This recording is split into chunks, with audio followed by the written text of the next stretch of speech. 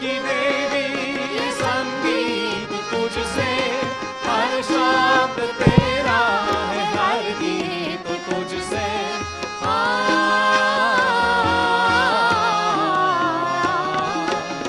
तू आदिशक्ति सहस्रार विराजी, चैतन्यताती सतयुग जगाती, विश्व की जननी तू महादेवी, तेरे पुत्र बनने की पात्रत दे माँ।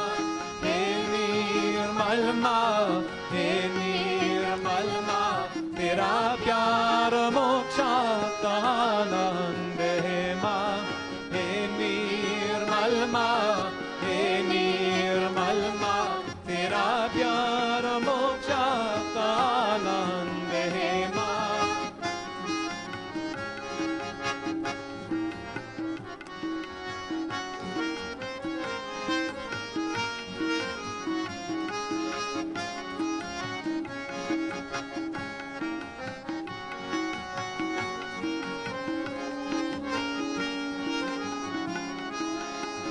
स्वर्ग की देवी संगीत तुझसे, हर शब्द तेरा है, हर गीत तुझसे।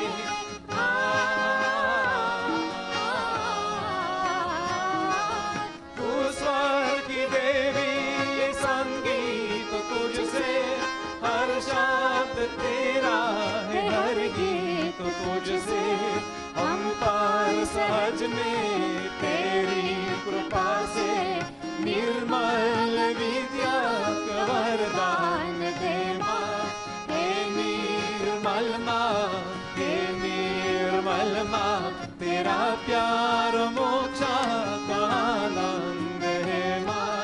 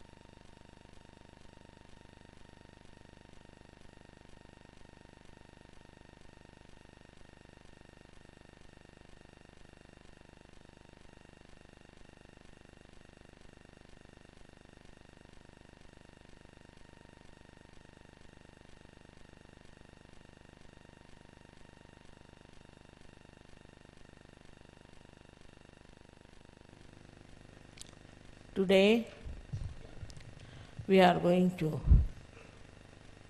do the puja of Adi Shakti.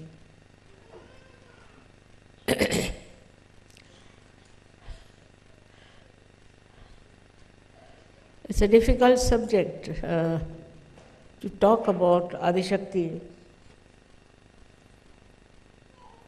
because it's not easy to understand that Adi Shakti is the power of Sadashiva. Sadashiva is the God Almighty.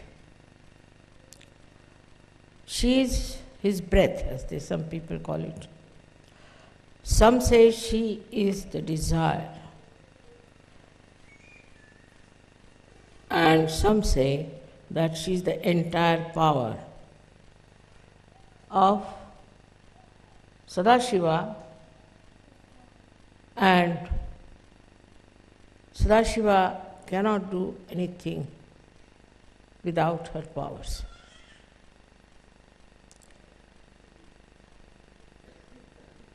This subject has been described by many people in various books in different ways. But actually, we need not go to the background of the creation of Adishakti. For that, at least you need 7 lectures. But we'll come to the point where Adishakti started working on this Mother Earth.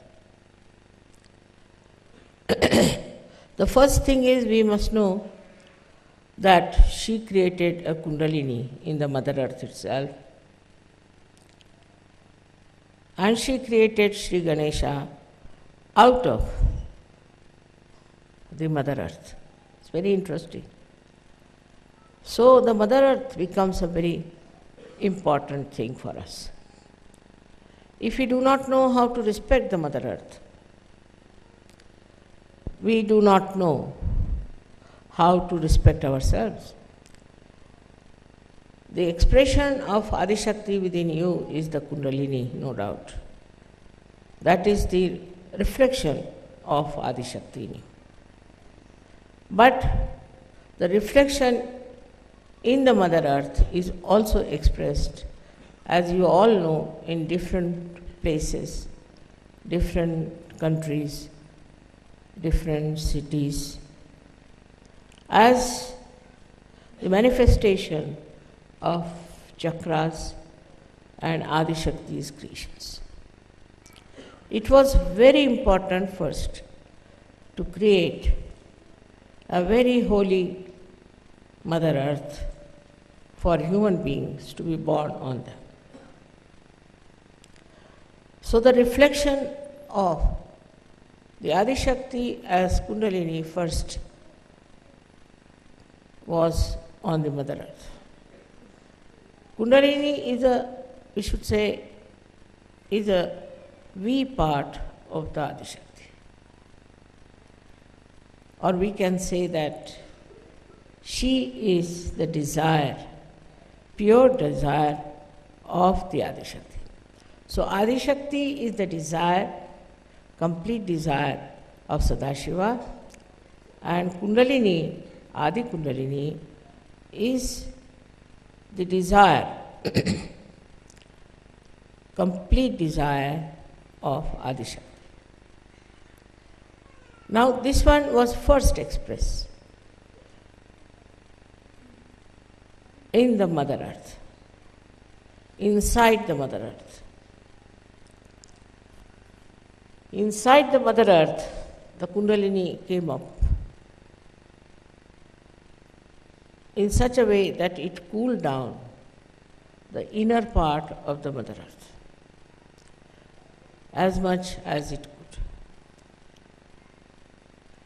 And then it manifested on the surface of the earth as different chakras. So it's tremendous similarity that we have with Virata, the Mother Earth, and the human beings. If all of them are being reflected by the Adi Kundalini, so there has to be a great connection between them. It is not understood by human beings how they are connected to this Mother Earth. This Kundalini passed through different centers, creating different centers in the Mother Earth, and ultimately broke through Kailasha. And I don't know how many have you been to Kailash. You'll see tremendous vibrations flowing out of Kailash. Now the way we insult our Mother Earth, what we are doing is we are insulting the Adi Shakti. So many ways there are we should respect the Mother Earth. I mean, it was an Indian custom to begin with. When you got up from your bed and you touched the Mother Earth with your feet, you have to say, "Oh Mother Earth, please forgive me because I'm touching you with my feet." All the movements of Mother Earth are controlled by this inner Kundalini, which is the reflection of Adishakti. The gravity that it has also is the manifestation of the Kundalini of the Mother Earth. Now, why we are suffering in this beautiful planet? Because we do not respect what we have to respect the most. Mother Earth is to be respected. Meaning what? Meaning that whatever is created on this earth, by the movement of the earth, by the sea, by all the elements, has to be respected. Today's problem is pollution, all kinds of things people talk of. The reason behind it, people never understood the importance of all these 5 elements which are supportive of our life. So to respect the Mother Earth, people do Bhumi Puja. Many people, when they are building a house, they will do the Bhumi Pujan, means they will respect the Mother Earth. Because if she is not being respected, maybe there could be an earthquake. Which means that this Mother Earth understands, knows and acts. It acts in such a manner that human beings don't understand why such things happen. Now we can say that in a place called Latur, it was Sri Ganesha's 14th day, and they had to submerge the statues into the sea or into the river. So they went all out, singing, dancing. After coming from there, they all started drinking. And drinking is not liked by Mother Earth at all. If you are drunk and you are walking on the road, you fall down. It so happened with that drinking that a big earthquake broke in, and all those who were dancing with drinking, all of them were engulfed into that earthquake by Mother Earth. Only our center, which is there, was surrounded by a big gap, but nothing happened to our center.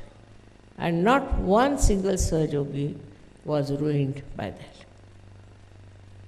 We can understand, because we are Sahajogis, how the Mother Earth has acted to save those people who were Sahajogis.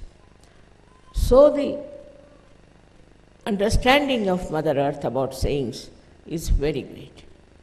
She knows who is a saint. She knows the feet of a saint. And that's why, so many things were created, like Moses. He went to the sea and the Mother Earth came up for them to walk through.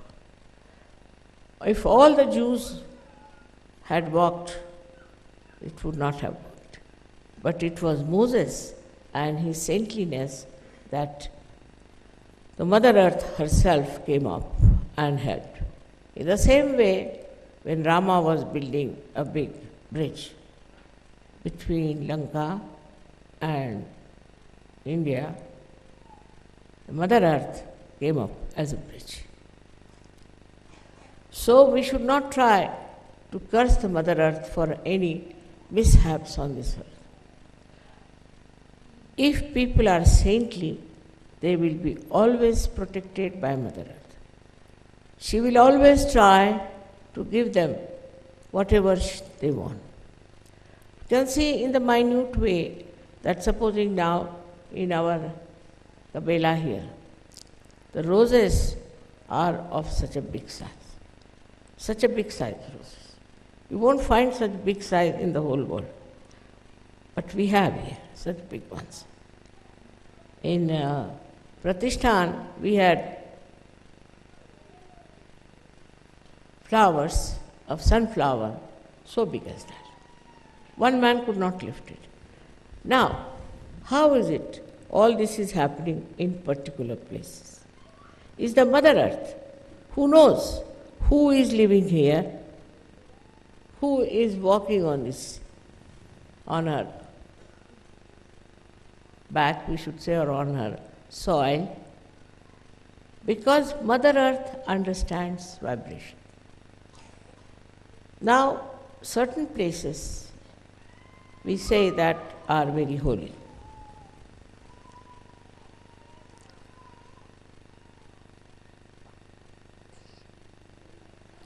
How have they discovered that these places are holy? Because of magnetic forces. The magnetic forces in England, I was surprised, were crossing each other at a place called Oxted where we lived. They were crossing since long, but we lived there later on. So, Mother Earth also organizes and arranges things for saintly people. It's very interesting to see how the Mother Earth guides you in a proper way. I mean, I don't know how many instances I can give you, but we don't understand the value of the understanding of this Mother Earth and her loving protection for all the saints. In the same way, we have to understand how the whole atmosphere, the rain, comes in at the right time, the moon, the sun, everything works out in such a beautiful manner because they know it's a saint. They know these are saintly people sitting. They know that they are pure people, that they are the essence of life, and they should be looked after. They should be cared for. They should be bothered for. It is not bothered about people who are of no use. For example, now for Hajj, so many people went and so many were killed. Some went to Amarnath and they were killed because they were not saints, just ritualistic people going for a ritual which, in the discretion of the Mother Earth, was of no avail and of no advantage to them. But nobody learns from this. Nobody learns. When so many people were going to, say, Amarnath, were killed, Pakistan said, see, they should not have gone to this Amarnath. It's a false place. Why did they go there? And by going there, what has proved is that it's not a holy place. But when the Hajj thing took place, they had nothing to say. They didn't know how to explain this Hajj business and the dying of so many people. The reason is this, that these people have been going to Hajj all the time. Once there was a stampede with 32,000 people being injured and troubled and killed. Now this is it. Now what is Mother Earth suggesting? That going to these places, holy places, they are really holy, no doubt, going to these places, you are not doing any spiritual ascent. You are not achieving anything by going to these places which are really holy. That cannot be challenged. They are holy places. You must be knowing that I was born in Chhindwara. And Mecca and Chhindwara are on the same cancer line. How is it? What is about Mecca? Mecca is Makkeshwar Shiva. It's a Shiva. Why did Muhammad Sahib ask people to worship a stone? He didn't believe in stones. He was against all kinds of idol worship. Then why did he say this black stone which is there has to be worshipped? For that people have to go there. What was the reason? Because he could feel the vibration, he could feel that it's a Swambhu. So he said it. So all the Muslims like mad are going there. By going there, nobody has improved. I have not seen anybody improved by going to Mecca. It's just a kind of a ritual. They think if they go there, when they will die tomorrow, they will tell God, see, now we have a certificate, we have been to Mecca. Like our Pope once upon a time used to give certificate that when you go to heaven, you can show the certificate that now you are a real Christian. In this way, all these artificial things came up. But there is reality behind it. The difference is the reality is for the real people and not for false people. But this ritualism has grown too much. Like in India, we have many Swambhus created by the Kundalini, again I would say, and which are really worshipped. I've been to most of them and I was surprised that most of the pujaris were suffering from some sort of a serious disease. Like one was a paralyzed fellow. He said, we are serving this God here and you said this is Swambhu. Then mother, why is it we are suffering from this disease? I said, because you are just making money. You can't make money out of God. If you don't want to serve God, you don't stay here.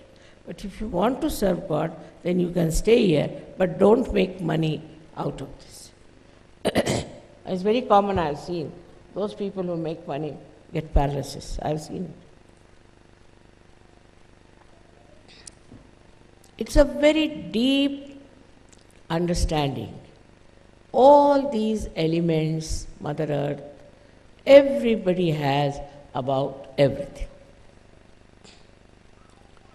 Because their Kundalini is not like your Kundalini, which is, though in itself is pure, but because of your human endeavors, human mistakes, ego, superego, all sorts of nonsense, the Kundalini is not so sensitive, nor does it tell you what is happening. It has to be very alert, sensitive spirituality within you, by which you can say immediately what you think, what you know, what you understand about anything. But the problem is that this doesn't exist. Why is it you should not be so sensitive? On the contrary, I have seen if their mind works against somebody, then they start saying, you are catching on this, you are catching on that, you are catching on that. Actually, the person who is saying that is catching. So, with this thing, one has to understand that if we are the true reflection of Adi Shakti, then we should be pure, absolutely pure, like the white snow. Even one black drop, that's why I wore today the white sari, falls on the white, it shows. You should be so white that anything, any minute black spot also should be seen by you and in others also to be felt by. If that height is achieved by pure life, by pure thinking, by pure heart. It is not necessary to manipulate anything. No need at all. It's all natural like the Mother Earth is. Does she manipulate anything? Nothing. Just see how spontaneous she is. You put a seed in the Mother Earth and see how it sprouts. She's so spontaneous. Her activity is so spontaneous. We never wonder about it. See different types of flowers, different types of fragrance, different heights of shrubs and trees. How she grows with such balance in every place. In every minute atom and molecule of that Mother Earth, there is sense. So before us is the best reflection of the Adi Shakti, and that is this Mother Earth. So first we must respect the Mother Earth. I like you people because you are sitting on the ground, it's very good. For meditation, if you can sit on the Mother Earth, it will be extremely good. Because the special quality of the Mother Earth, which also I have unfortunately, that I suck your problems. She too sucks your problem. And when she sucks your problem, you get rid of them without any difficulties. So, if you cannot, say, sit on the ground, then you take a stone, better is, or you can have a marble, or something which is natural, on which you should try to sit. But if you sit on the plastic and do your meditation, I don't know what is going to help you, the plastic. That's why I request you always that you use natural things, because natural things can absorb your problems very well. Unnaturally also we live otherwise. You see, it is on the physical line, also on mental line. On mental line, what do? That we go on arguing, explaining, it's going on and on and on and on. There's no end to it. One should get headache, you see, actually with all that. But if you are spontaneous, if you are very spontaneous, immediately you will know what the other fellow is trying to do or to say or to communicate. You don't need much thinking about it, because you can absorb even the thought of another person. Absorb doesn't mean that you take the bad thing of that person, but it's like a sieving out. You absorb what other person is saying and you sieve it out. Now the problem of this Adi Shakti is this, that I decided that I will have all of you enter into my body, absorb all of you. It's a very dangerous game, I know, but I did play, because I'm supposed to do at this stage of time that I should absorb you all in my body. So with you, all your problems are also gone into me. All your troubles also have gone into me. But by absorbing it, see, it's like ocean into which you are put and you are cleansed. But what about the ocean? Ocean has got still your problems and things lingering, and they are very troublesome. So the best thing would be for you to cleanse yourself. Cleansing is very important through introspection, but doesn't mean thinking, never means thinking. But introspection means meditation, and that you all should meditate. I must tell you, we had a meeting of the leaders, and they came out and sat in the drawing room. As soon as they assembled, I had such a severe pain in the stomach, and I had such a bad diarrhea that you can't believe. Now, who has got those problems, I don't know.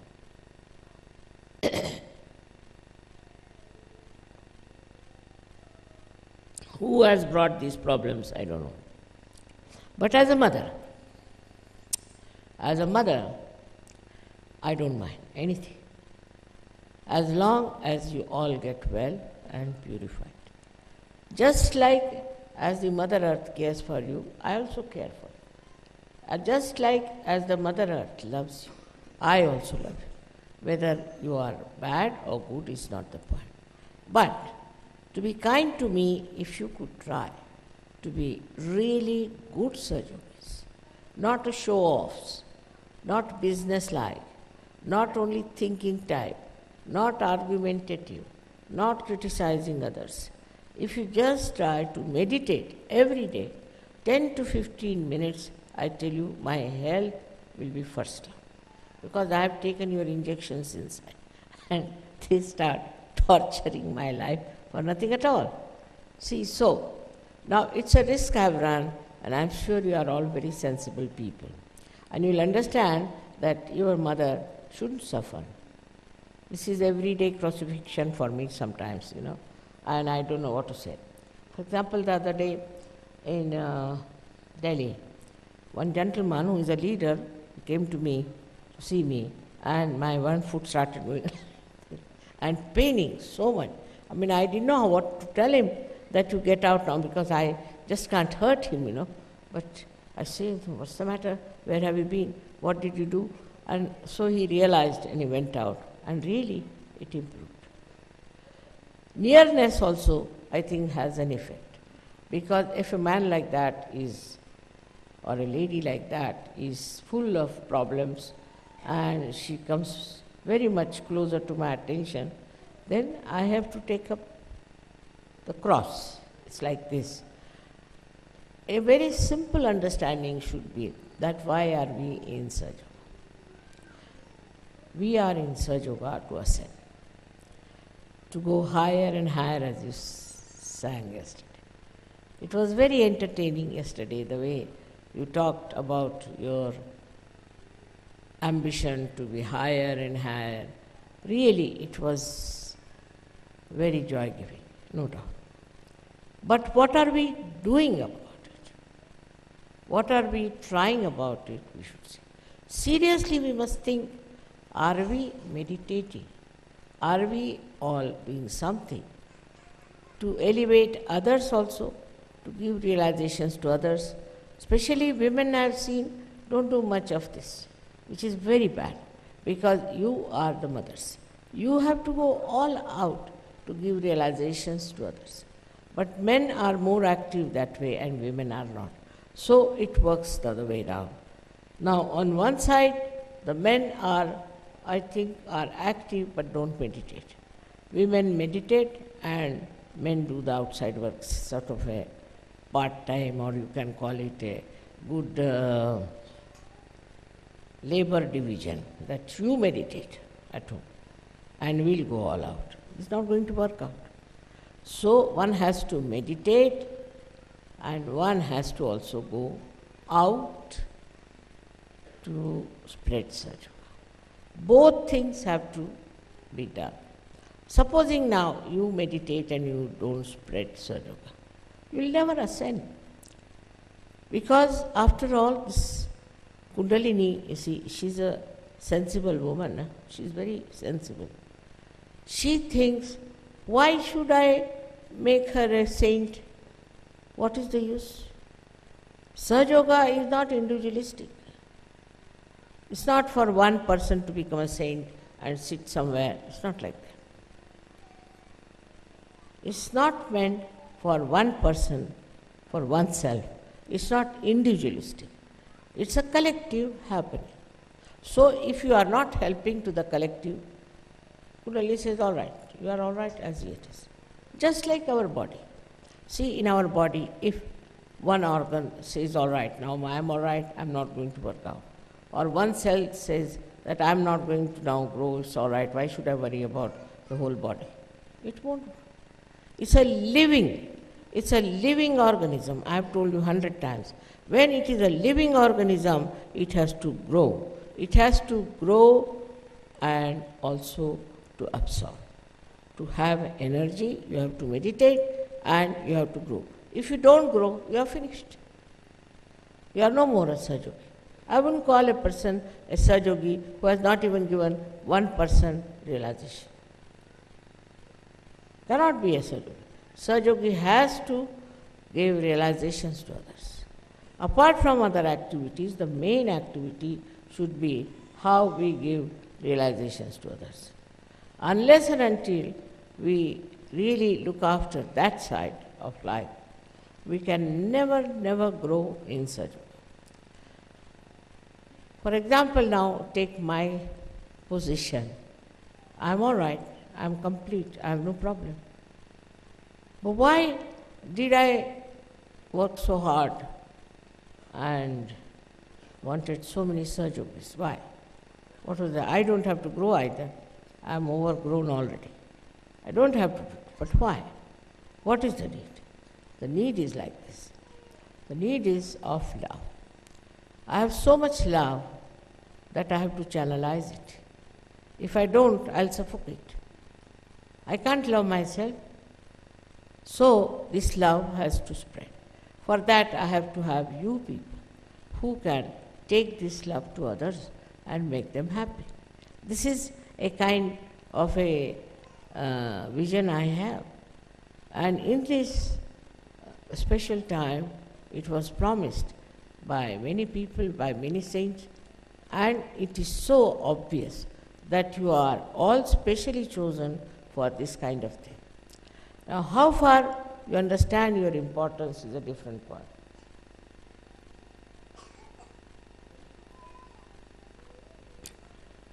You do for your emancipation.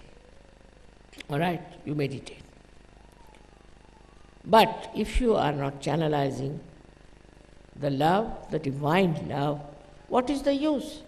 Now supposing I repair something very nicely, I repair this machine nicely, put it right, everything, and I don't speak, what's the use of having this? In the same way, if you work very hard, I know people who get up at 4 o'clock, have their baths, do meditation, sit down in the night, again they sit down for meditation. But they never go out. They never talk to others. They never spread Sahaja. They do not give divine love to others. So how can this great problem of this world be solved, that it has no love? It has never known divine love. It has to be given to them. They have to feel this divine love, this power of Adishanti. They have to know it. Otherwise, you have been selfish, I would say, that you had a nice time having all this and you have not given to others. This is the reason why Sahaja Yoga sometimes fails to create a proper balanced personality in a human being. Some people are like this, that now supposing a Sahaja has married another Sahaja, take a position like that. Now my desire is that they should develop a complete understanding of each other, love for each other, but love for Sahaja and for others. This is the only way we can justify marriage in Sahaja. Otherwise, why should they marry? But it doesn't happen like that. What happens is once they are married, then either they will quarrel, they will ask for divorce. If that doesn't happen, luckily, because in Sahaja Yoga it's so easy to get married, If that doesn't happen, then they start having their own family, their own homes, they becoming very small, very small, very limited. Did you come to Sahaja Yoga for that? You have to realize your responsibility. See this Mother Earth, how she knows her responsibility. She's just made out of nothing but soil, some mud. But look at her, how she's conscious, how she's particular, how she's careful.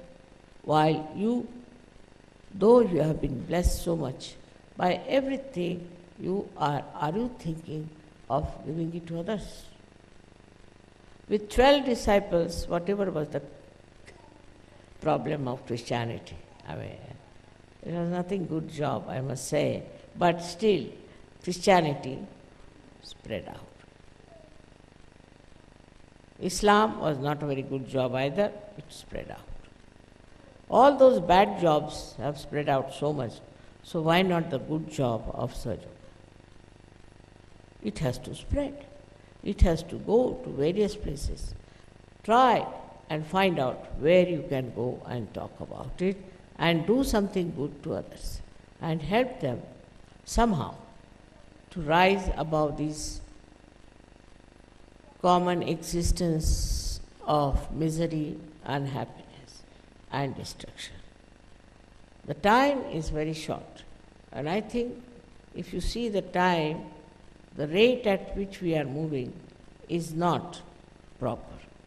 We have to be much faster, we have to go much ahead, and we have to create much more Sahajogis through our consistent, very intensive effort. But it's a side issue, by the way. Sahaja Yoga is by the way.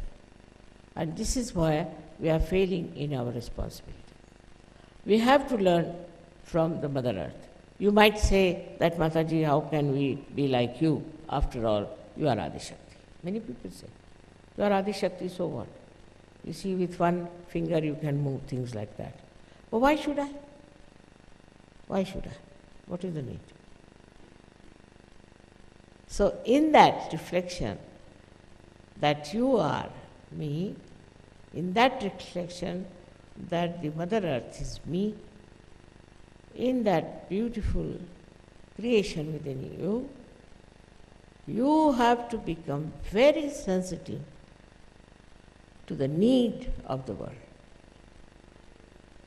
What is the need of the world? Today, if you fail, the whole thing will fail forever. Only very few will be there. So the need for you is to spread Sahaja Yoga, because this love is not only for you, is not to be enjoyed by you, but is to be enjoyed by as many possible in the whole world. So today we have to decide that as the children of Adi Shakti, we have to go all out, everywhere, every corner. We have to shout and we have to tell loudly what is the time in which we are living and what is the responsibility that you have to fulfill as Sahaja Yogis. There must be some reason why you are here. Like in the beginning, Sahaja Yogis asked me, Mother, was I this last life? Was I Shivaji last life? Well, I said, what's the use? You might have been anything, but what are you today is much higher. Try to understand. You might be, say, Napoleon. You might be, say, one of the kings here, or maybe the queen from somewhere. So what? What did they do? Did they raise anybody's Kundalini? Did they have any power? Even the disciples of Christ, or even Muhammad Sahab's disciples, anyone, did they do it? Did they have any understanding of Kundalini? Did they have any love for others that they should give them realization? There were some Sufis, they never gave realization to anyone. There were so many saints who never gave realization to anybody. Muhammad Sahib never gave realization to anybody. Gautam Buddha never gave realization to anybody. Think of it. Christ never gave realization to anybody. Anybody. Krishna did not do it, Rama did not. Nobody but you can do it. You can do it and you know everything about Kundalini. It's a very big thing because you are children of the Adi Shakti. You are here and your mother is here. It's a very, very fortunate thing for me that you are here. I'm very proud of you. But again and again I have to tell you that the work has to be with a faster speed. We have to move with a faster speed and get more people to Sahaja Yoga. It is rather difficult for me to say something forcefully. That's not my nature, you know. Can't get into tempers and cannot get angry. And I cannot forcefully say something to you.